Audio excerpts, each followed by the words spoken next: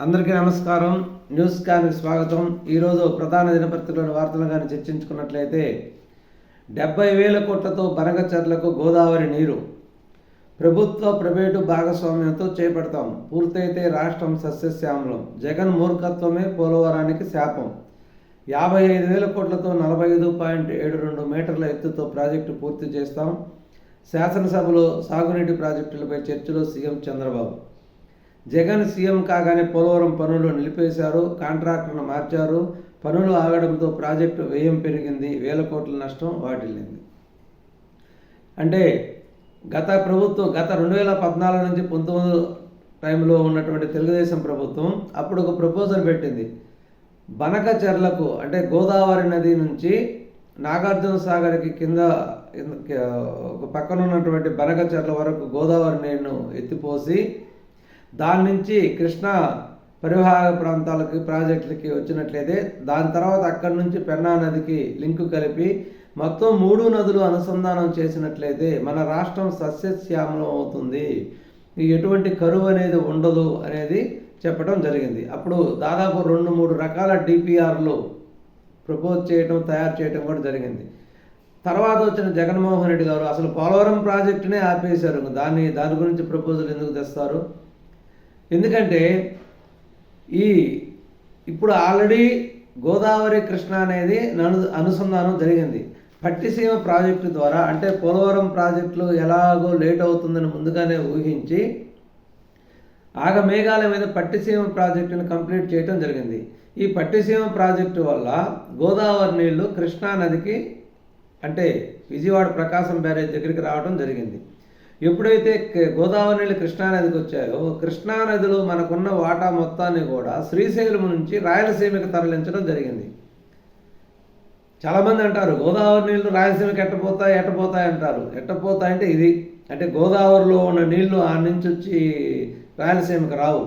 గోదావరి నీళ్లు కృష్ణా పరివాహక ప్రాంతాలు గోదావరి నీళ్ళు వాడుకున్నట్లయితే కృష్ణానదిలో ఉన్న మన వాటాని ఇక్కడ కృష్ణానది పరివాహక ప్రాంతం వాళ్ళకి కృష్ణానది హక్కు ఉన్నటువంటి కృష్ణానది నీళ్లని శ్రీశైలం రిజర్వాయర్ నుంచి బ్యాక్ వాటర్ ద్వారా రాయలసీమకు తరలిస్తారు. ఈ విధంగా నదులను అనుసంధానం చేసినట్లయితే మన రాష్ట్రం పూర్తిగా సస్యశ్యామలం అవుతుందని నిర్ణయించడం జరిగింది. రీస్టార్ట్ ఏపీ రై 85,083 కోట్ల పెట్టుబడులకు ఆమోదం, 10 భారీ పరిశ్రమల ఏర్పాటు, 33,966 మందికి ఉపాధి, మడకశిర వద్ద ముందుగొండు సామగ్రి తయారీ పరిశ్రమ. సీఎం అధ్యక్షతన ఎస్ఐపిబి తొలి సమావేశంలోనే అంగీకారం. ఆర్సెల్ మిత్తల్ ఉక్కు 61,780 కోట్లు, 21,000 మందికి ఉపాధి. Aastha Green Energy Ventures pumped storage విద్యుత్ 8,240 కోట్లు, 4,000 మందికి ఉపాధి. LG Electronics India Private Limited గృహోపకరణాల తయారీ 5,001 కోట్లు, 1,500 మందికి ఉపాధి. గ్రీన్కో ఇంటిగ్రేటెడ్ రెన్యూబుల్ ఎనర్జీ పునరుత్పాదక విద్యుత్ 2,000 కోట్లు, 1,730 మందికి employment. Philips carbon black limited rubber తయారీ 3,798 కోట్లు, 200 మందికి ఉపాధి. భారత ఫోర్జ్ అనుబంధం కేఎస్ఎస్ఎల్ ఆయుధ తయారీ 1,430 కోట్లు, 570 మందికి ఉపాధి. Ecoren Energy India Private Limited పవన్ విద్యుత్ 1,662 కోట్లు, 350 మందికి ఉపాధి. Azad India Mobility bright steel 146 కోట్లు, 2,380 మందికి ఉపాధి. అణుయుద్ధ ముప్పు,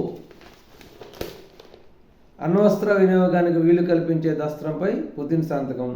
రష్యాపైకి దీర్ఘశ్రేణి క్షిపణులను ప్రయోగించిన ఉక్రెయిన్. యుద్ధ ముఖ చిత్రాన్ని మార్చేస్తున్న బైడెన్ నిర్ణయం. బైడెన్కు 2-3 నెలలు దిగిపోతూ ఇటువంటి కొన్ని మంచి నిర్ణయం తీసుకోకుండా ఇటువంటి పనికిమాలిన నిర్ణయం తీసుకోవడం జరిగింది. అంటే ఉక్రెయిన్కి దీర్ఘకాలిక క్షిపణులు అమెరికా ఇచ్చినటువంటి దీర్ఘకాలిక క్షిపణులను ప్రయోగించేటటువంటి అనుమతి ఇవ్వడం జరిగింది. దానివల్ల నిన్న దీర్ఘకాలిక క్షిపణులు రష్యా మీద దాదాపు 6-7 క్షిపణులు ప్రయోగించడం జరిగింది. దీనివల్ల రష్యా బాగా ఆగ్రహంగా ఉంది. మేము అణు యుద్ధానికి కూడా ఆయుధాలను ప్రయోగించడానికి కూడా వెనుకాడము అని చెప్పి ఆ దస్త్రం మీద కూడా సంతకం పెట్టడం జరిగింది. ఇది ఏ పరిణామాలకు దారితీస్తుందో ఇదంతటికీ కారణం కూడా అమెరికా నిర్ణయాలే. విజయ్ మాల్యా, నీరవ్ మోడీలను అప్పగించండి. బ్రిటన్ ప్రధానిని కోరిన మోడీ స్వేచ్ఛా వాణిజ్యంపై మళ్లీ చర్చలకు ఇరువురి నేతల నిర్ణయం. పలు దేశాధినేతలతో ప్రధాని భేటీ, వ్యూహాత్మక భాగస్వామ్యాలపై చర్చలు. బ్రెజిల్లోని రియో డి జనీరోలో G20 సభ సందర్భంగా బ్రిటన్ ప్రధానమంత్రి కీర్ స్మార్టర్తో నరేంద్ర మోడీ. వివేక హత్య కేసులో అవినాష్ రెడ్డికి నోటీస్. ఎంవి కృష్ణారెడ్డికి కూడా ఏపీ ప్రభుత్వాన్ని ప్రతివాదిగా చేర్చడానికి సుప్రీంకోర్టు అంగీకారం. అంటే అవినాష్ రెడ్డి బెయిల్ రద్దు చేయమని సునీత గారు నేను సుప్రీంకోర్టులో పిటిషన్ వేయటం జరిగింది. ఈ పిటిషన్తో పాటుగా వివేకానంద రెడ్డి పిఏ కృష్ణారెడ్డి మా మీద అసంబద్ధంగా కేసు పెట్టడం జరిగింది, అంటే ఫాల్స్ కేసు పెట్టడం జరిగింది. సిబిఐ డైరెక్టర్ రామ్ సింగ్ మీదనో మరియు నా మీద, మా హస్బెండ్ రాజశేఖర రెడ్డి మీద కేసు పెట్టడం జరిగింది. ఈ రెండు కేసుల గురించి కూడా నేను సుప్రీంకోర్టు విచారించింది. అవినాష్ రెడ్డి బెయిల్ రద్దు కేసును మార్చి 3వ తేదీకి వాయిదా వేయడం జరిగింది.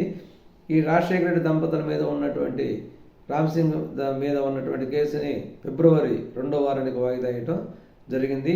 దీంట్లో ఏపీ ప్రభుత్వాన్ని కూడా ప్రతివాదిగా చేర్చడానికి సుప్రీంకోర్టు అంగీకరించినట్టు తెలుస్తుంది. అదానీ సంస్థ సిబ్బందిపై ఎమ్మెల్యే ఆదినారాయణ రెడ్డి వర్గీయుల దాడి. పంప్డ్ స్టోరేజ్ విద్యుత్ ప్లాంట్ నిర్మాణం అడ్డగింత, కంపెనీ క్యాంపుపై రాళ్ల దాడి, యంత్రాల ధ్వంసం. ఇటువంటి చర్యలన్నీ చేపట్టి అందరూ జగన్మోహన్ రెడ్డిని వ్యతిరేకించి ఓడించింది. కాబట్టి ఇది తప్పు, మంచి చర్య కాదు. దీన్ని వెంటనే సరిదిద్దాలి. ఆదినారాయణ రెడ్డి గారు మరి ఆదినారాయణ రెడ్డి తెలిసి చేశారో తెలియక చేశారో తెలియదు, కానీ అదానీ ప్లాంట్ మీద దాడి చేయటం అనేది దౌర్భాగ్య చర్య. ఇటువంటి చర్యలను జరగకుండా, రిపీట్ కాకుండా ప్రభుత్వం చర్య తీసుకోవాలి. వల్లభనేని వంశీ అనుచరుల అరెస్ట్. తెలుగుదేశం పార్టీ నాయకుడిపై హత్యాయత్నం కేసులో నిందితులు. మాజీ ఎమ్మెల్యేని నిందితుడిగా చేర్చే అవకాశం. ఏం జరిగిందో గుర్తులేదు. ఉద్యోగులను దూషించి బెదిరించిన కేసులో బోరుగడ్డ నాడు నేరం అంగీకరించి నేడు మాట మార్చిన రౌడీ షీటర్. విశాఖపట్నంలో సామూహిక అత్యాచారం. న్యాయ విద్యార్థిని నమ్మించి వంచిన ప్రియుడు. మిత్రుడి గదికి తీసుకెళ్లి ఆకృత్యం, రహస్యంగా వీడియోలు తీసి ఆపై స్నేహితులతో కలిసి అఘాయిత్యం. ఈ నేడే మహారాష్ట్ర, జార్ఖండ్ అసెంబ్లీ ఎన్నికలు. ఇది ఈనాడు దినపత్రికలో ఉన్నటువంటి ప్రధానమైన అంశాలు. ఇక ఆంధ్రజ్యోతి దినపత్రిక కానీ తీసుకున్నట్లయితే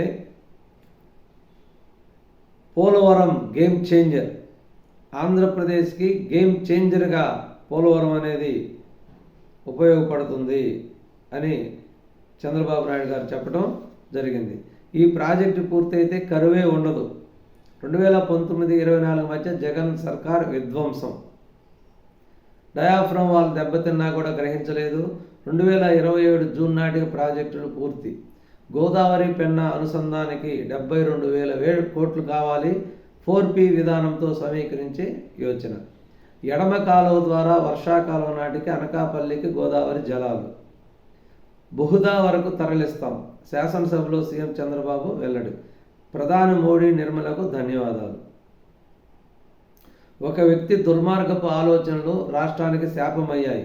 పోలవరం ప్రాజెక్టులో గత ప్రభుత్వం కేవలం 3.08% పనులు చేసి 1,000 కోట్ల నష్టాన్ని మిగిల్చింది. గత ప్రభుత్వంలో జనవరుల మంత్రికి డయాఫ్రమ్ వాల్ అంటే తెలియదు, క్యూసిక్లకి టీఎంసీలకి మధ్య తేడా తెలియదు. ఇటువంటి వాళ్ళు మినిస్టర్ కావటం కూడా మన దౌర్భాగ్యం. శారదాపీఠానికి జగన్ గురుదక్షిణం. 300 కోట్ల విలువైన భూమిని కేవలం 15 లక్షలకే ఇచ్చేశారు. గత ప్రభుత్వ భూముల కేటాయింపుపై మండలిలో మంత్రులు అనగానే అచ్చెన్న ఫైర్. గురుదక్షిణ అనడం సరికాదు అని ఆరోపించిన బొత్స. నిబంధనలకు విరుద్ధం కాబట్టి గురుదక్షిణే అంటారని బదులు చెప్పిన అచ్చెన్న. విచారణకు వర్మ డుమ్మ. షూటింగ్ ఉందని గడువుకు విన్నపం, మళ్లీ నోటీసులకు పోలీసులు రెడీ. మరోసారి హైకోర్టుకు దర్శకుడు ముందస్తు బెయిల్ కోరుతూ పిటిషన్. ఇది ఈరోజు 85,000 కోట్ల పెట్టుబడులకు గ్రీన్ సిగ్నల్. ఇప్పుడు ఇందాక చెప్పినటువంటి 85,000 కోట్ల పెట్టుబడులకు సంబంధించి నిన్న కమిటీ కూర్చొని ప్రభుత్వం ఆమోదింపు చేసి నిర్ణయం తీసుకోవడం జరిగింది. ఇవి ఎంత త్వరగా పూర్తయితే రాష్ట్రానికి అంత మేలు జరుగుతుందని కూడా చెప్పవచ్చు. ఇది ఈరోజు దినపత్రికలోని ప్రధాన అంశాలు. మరొక ముఖ్యమైన అంశంతో మళ్ళీ కలుద్దాం. నమస్తే, ధన్యవాదాలు.